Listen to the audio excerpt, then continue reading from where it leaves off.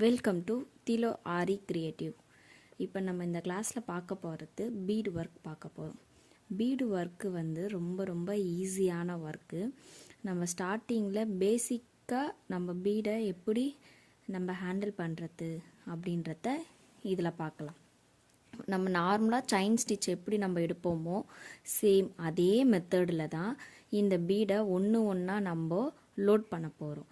இந்த பீடை லோட் பண்ணும் போது அந்த செயின் ஸ்டிச்சு ஆட்டோமேட்டிக்காக உங்களுக்கு ரிப்பீட்டடாக வர வர உங்களுக்கு பீடு கோக்க ஈஸியாக இருக்கும். இப்போ நம்ம வந்து ஸ்டார்ட் பண்ணி உங்களுக்கு காமிக்கிறேன் பாருங்கள் பீடு ஒர்க்கு.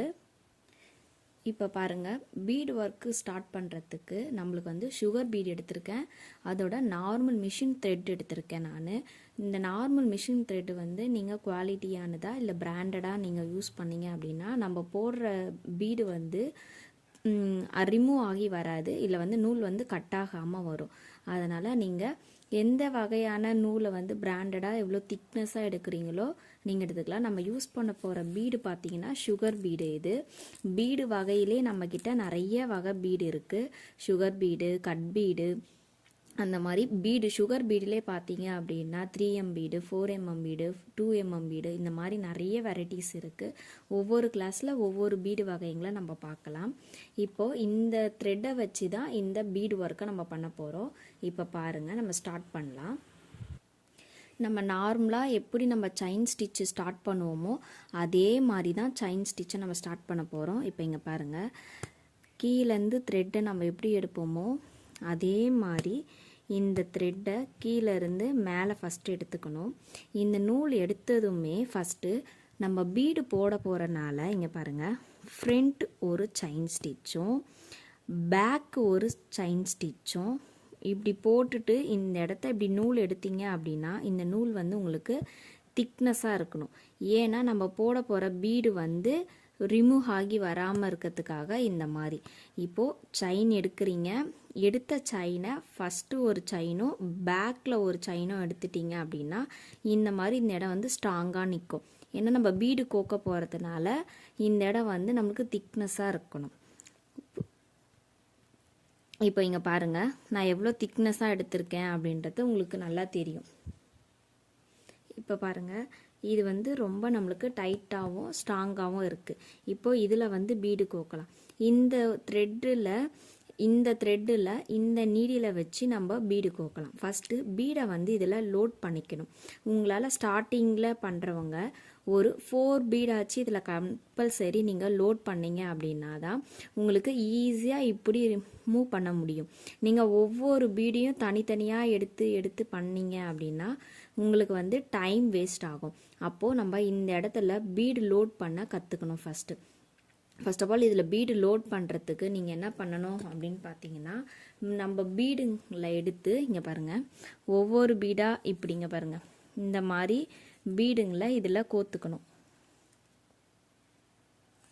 இங்கே பாருங்கள், பீடுங்களை நம்ம வந்து நல்லா ப்ராக்டிஸ் பண்ணிட்ட பிறகு நீங்கள் பீடுங்களை எப்படி நம்ம ஃபாஸ்ட்டாக போடுவோமோ அந்த மாதிரி இப்போது ஸ்டார்டிங் பிகினிங்கில் இருந்தே நீங்கள் என்ன பண்ணணும், இந்த மாதிரி பீடுங்களை கொஞ்சம் கொஞ்சமாக நீங்கள் லோட் பண்ணி போட கற்றுக்கிட்டீங்க அப்படின்னா உங்களுக்கு ஈஸியாக இருக்கும். இப்போ இங்கே பார்த்தீங்கன்னா நான் இந்த பீடில் எத்தனை பீடு கோத்துருக்கேன் அப்படின்றத இங்கே பாருங்கள். இந்த மாதிரி லோட் பண்ணிக்கிட்டீங்க அப்படின்னா ஒவ்வொன்றா இந்த மாதிரி உங்களுக்கு தள்ள ஈஸியாக இருக்கும். இப்போ இங்கே பாருங்கள், நம்ம இங்கே எடுத்திருக்க செயினில் இங்கே பாருங்கள், ஃபஸ்ட்டு கற்றுக்கும் போது என்ன பண்ணணும்னா ஒவ்வொரு பீடாக, இப்போ இங்கே பாருங்கள், ஒரு பீடு தள்ளிட்டோமா, இந்த ஒரு பீடுக்கு ஃபஸ்ட்டு ஒரு செயின் ஸ்டிச். இந்த பீடு எல்லாத்தையும் மேலே நீங்கள் இப்படி இந்த கையை வச்சு இப்படி பிடிச்சிக்கோங்க. அடுத்த செயின் வந்துட்ட பிறகு அடுத்த பீடு. நான் ஏன் மேலே தூக்கி இப்படி தூக்கி நீங்கள் பார்த்தீங்க அப்படின்னா உங்களுக்கு நல்லா தெரியும். இங்கே பாருங்கள், அடுத்து ஒரு பீடு. அந்த ஒரு பீடை கீழே இறக்கிட்ட பிறகு கீழே இருக்க நூலை இப்படி இழுத்தீங்க அப்படின்னா உங்களுக்கு பீடு ஒன்றோடு ஒன்று ஒட்டி கேப் இல்லாமல் வரும். இங்கே பாருங்கள், அடுத்த பீடு. இந்த மாதிரி பீடை லோட் பண்ணி இந்த மாதிரி பண்ணிங்க அப்படின்னா ஈஸியாக இருக்கும். உங்களுக்கு கற்றுக்கிறதுக்கும் உங்களுக்கு ரொம்ப ரொம்ப ஈஸி. நீங்கள் ஃபாஸ்ட்டாகவும் பண்ணவும் ஈஸியாக இருக்கும். இங்கே பாருங்கள், இப்போ ஒவ்வொரு பீடாக கீழே தள்ளி தள்ளி இப்போ பண்ணோம். நம்ம கீழே தள்ளும் போது இங்கே பாருங்கள், இங்கே தள்ளிட்ட பிறகு இந்த நூல் இவ்வளோ இருக்குல்ல, இந்த நூலை என்ன பண்ணோம், கீழே இப்படி இழுத்தீங்க அப்படின்னா, நம்ம கீழே இருக்க கையை நூலில் த்ரெட்டை இப்படி இழுத்துட்டீங்க அப்படின்னா உங்களுக்கு ஈஸியாக வரும். இப்போ பாருங்கள், இந்த பீடுங்களுக்கு நடுவில் கேப் இருக்காது, டைட்டாக இருக்கும். அப்போ தான் இந்த நூலை வந்து மேலேயும் டைட்டாக பிடிச்சிக்கணும், கீழேயும் டைட்டாக பிடிக்கணும். பீடை போட்ட பிறகு என்ன பண்ணணும், இந்த நூலை வந்து டைட்டாக இப்படி பிடிச்சிக்கிட்டு கீழே இழுத்துக்கணும். மேலே பீடு கோக்கும் போது இப்படி இருக்கணும், கீழே இப்படி இருக்கணும். பீடு கோத்த பிறகு இந்த மாதிரி பண்ணிங்க அப்படின்னா, இங்கே பாருங்கள், இதில் லூஸ் இல்லாமல் இந்த பீடு பாருங்கள் எவ்வளோ டைட்டாக இருக்கும் பாருங்கள். இப்படி ஷேக் ஆகாது பீடு, தெரியுதுங்களா எவ்வளோ டைட்டாக இருக்குன்னு சொல்லிட்டு. இந்த மாதிரி பீடை போடலாம் ஈஸியாக. இப்போ பாருங்கள், நான் அடுத்தது உங்களுக்கு மறுபடியும் நான் லோட் பண்ணி மறுபடியும் உங்களுக்கு நான் காமிக்கிறேன். இப்போ இங்கே பாருங்கள், மறுபடியும் நான் லோட் பண்ணிட்டேன்.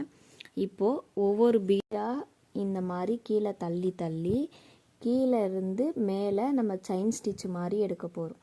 இங்கே பாருங்கள்,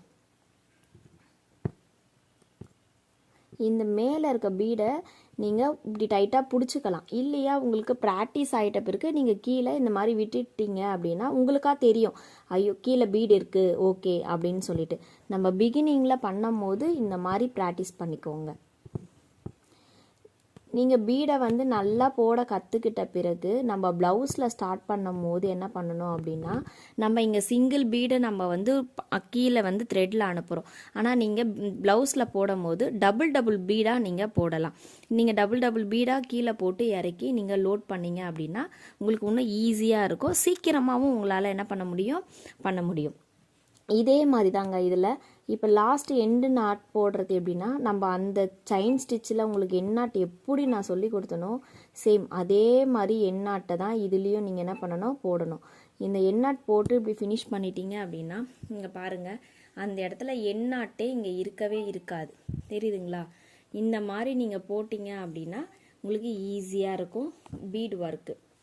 இந்த மாதிரி ஒவ்வொரு பீடாக கீழே இறக்கி நீங்கள் என்ன பண்ணணும், பீடு ஒர்க்கை போட கற்றுக்கணும். நம்ம அடுத்ததில் பார்க்கலாம். நான் ஒரு இமேஜ் வரைஞ்சி உங்களுக்கு அந்த பீடை எப்படி நான் வந்து உங்களுக்கு போடுறது அப்படின்னு சொல்லிட்டு நெக்ஸ்ட் கிளாஸில் உங்களுக்கு நான் சொல்லி கொடுக்குறேன்.